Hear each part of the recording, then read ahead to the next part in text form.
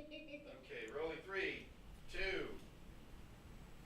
I'm Nick Good, back with another episode of Getting the Goods. Today we have Arthur Simons with us. Arthur, tell us a little bit about yourself, what got you into real estate, what your production looks like, and we'll go from there. Okay, absolutely. I'm 32. I started in real estate just a few years ago. Was helping my girlfriend do a real estate project. It had been years since I'd been in school, and ended up getting 100 on the project, and felt that I was not living up to my potential. Was waiting tables, making a really decent living.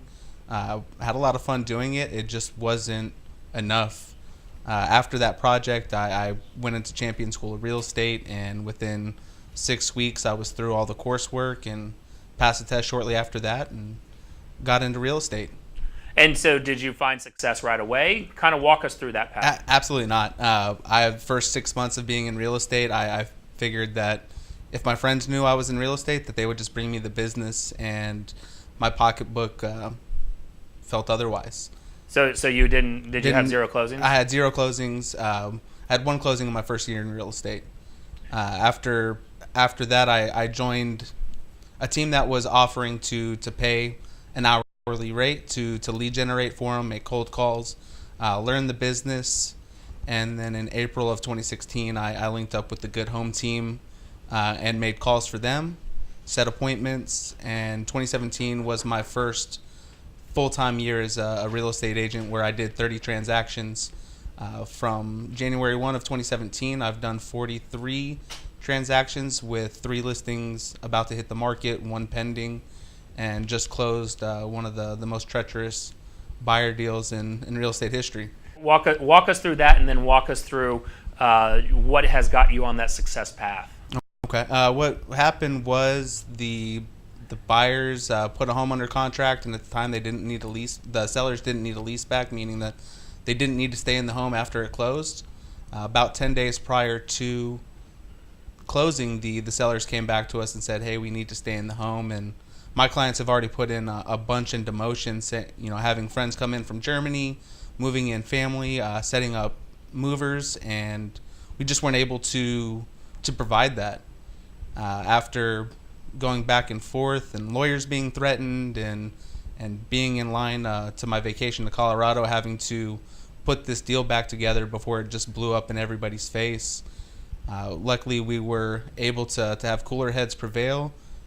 We were able to provide the lease back. We came up with solutions to get the people what they needed, and closed on the home on Tuesday. You say that the kind of secret tip out there is that real estate agents are more problem solvers than anything. Yeah, absolutely. We're getting paid to find solutions, and not just have problems land in our lap. Surprises in real estate are huge, and they're gnarly, and we definitely do everything we can to prevent them. But when they do arise, it's all about the solution and problem solving. And you said that you've closed over 43 transactions now.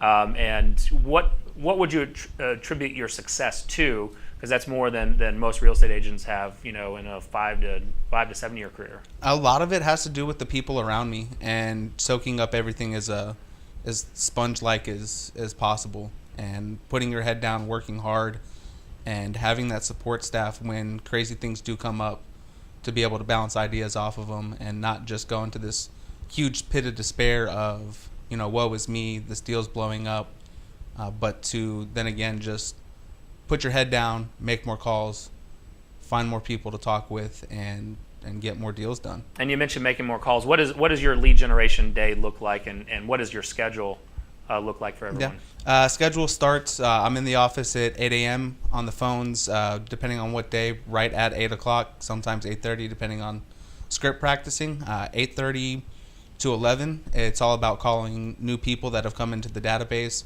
making sure that they've got all their answers questioned, and finding out more about them and what real estate needs they might have. 11 to noon is follow-up with people that I've already spoken with, that have expressed interest, and getting them back on path.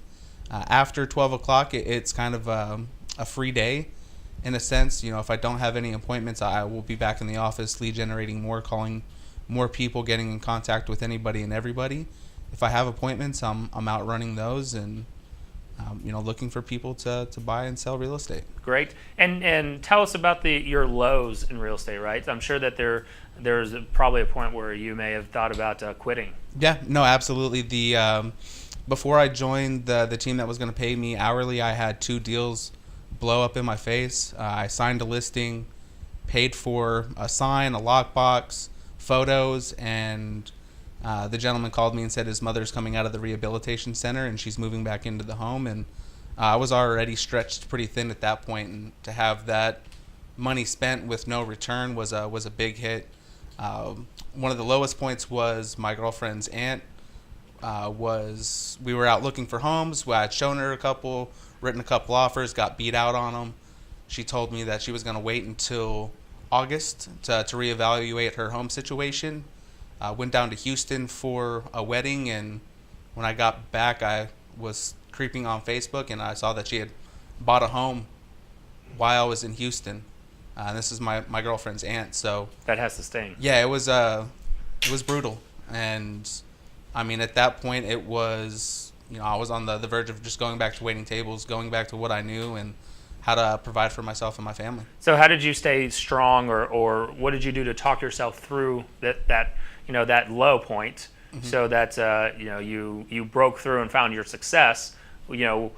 What did you do? Was it meditation? Was it working out? Was it crying? What was it? A bunch of screaming, and then honestly, it was I was going back through Keller Williams' Ignite program, which is for new agents to ramp up their business, and I just happened to be there on a Friday when this team came and said, "Hey, we're going to pay people to learn real estate," and I thought it was a no-brainer, and I talked with her I turned my resume in that afternoon, joined the team for the paid portion that Monday, and at the end of the program, they got me in touch with you and your brother, and it's been real estate happening ever since. And you're doing some other things that aren't just real estate related or traditional real estate related. Take us down that path of how your career has evolved. Right. So it's over the last couple of months, I've started the acquisition process, meaning that we're reaching out to people who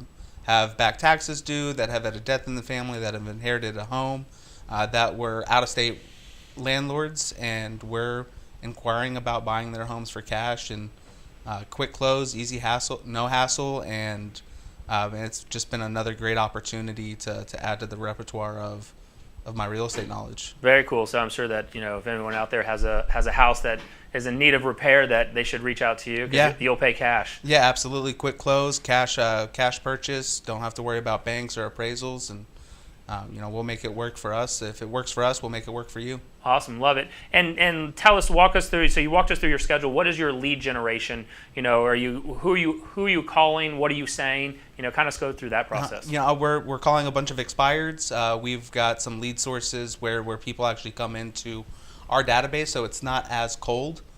But I do a lot of cold calling, circle prospecting. We're calling people and saying, hey, who do you know, friends, family, yourself, that are thinking about buying, selling, or investing in real estate?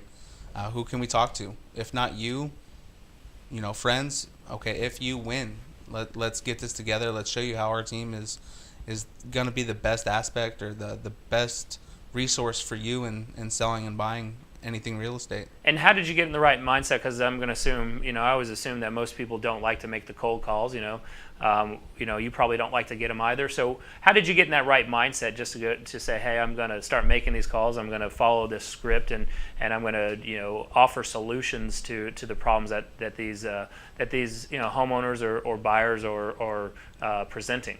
It was simple. I was getting paid $10 an hour to make cold calls and to learn the business. It was really just an absolute no-brainer. I figure if I can learn this part of it, all of the real estate aspects are just a build up of these cold calls. And I figured, if you're calling West Plano at 8 o'clock, 8:30 in the morning, and you get cussed out once, what's the worst that can happen after that? Absolutely. And what have you found the biggest myth to be in real estate? That you can just have a real estate license and the business will flock to you without actually doing anything. So, making a lot of money in part-time work. Right, Yeah, absolutely. Yeah, I agree with that. And then the advice that you would give to brand new agents. I would honestly look at joining a team.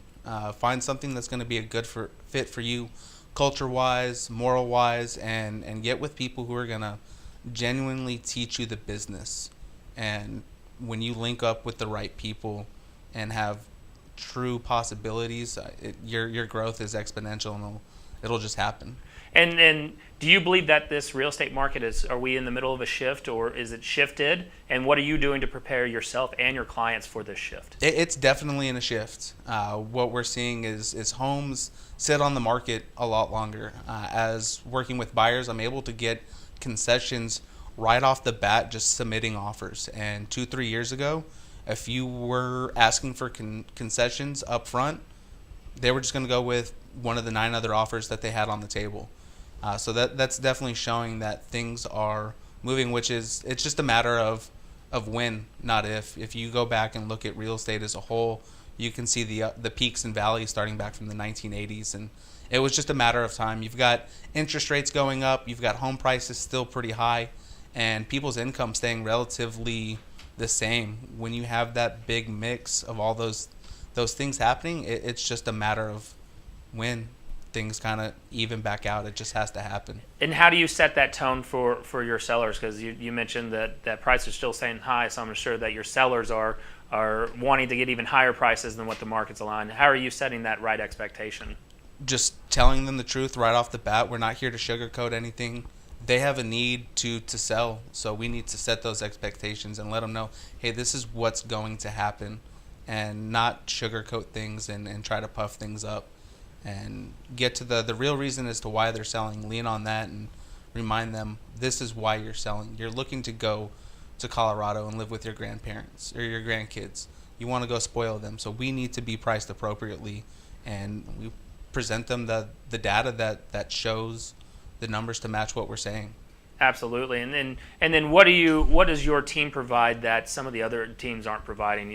We're seeing, video marketing, call center style. What is it that you guys provide that others don't? We get all of that. We've got a great call center. We've got, the most important thing is the education and the experience of our team leaders that have seen a down market. A lot of these people, realtors, have just got into real estate maybe within the last few years and have seen nothing but a strong seller's market. Right. So now you've got things starting to shift a little bit.